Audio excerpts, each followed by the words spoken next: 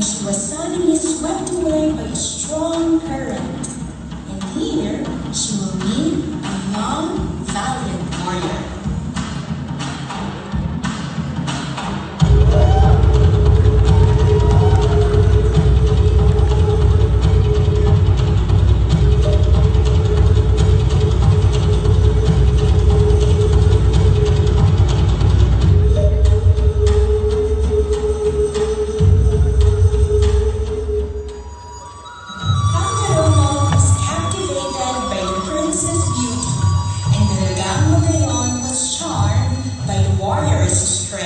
And looks.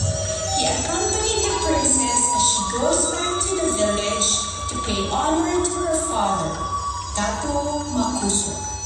It was a celebration of love and joy.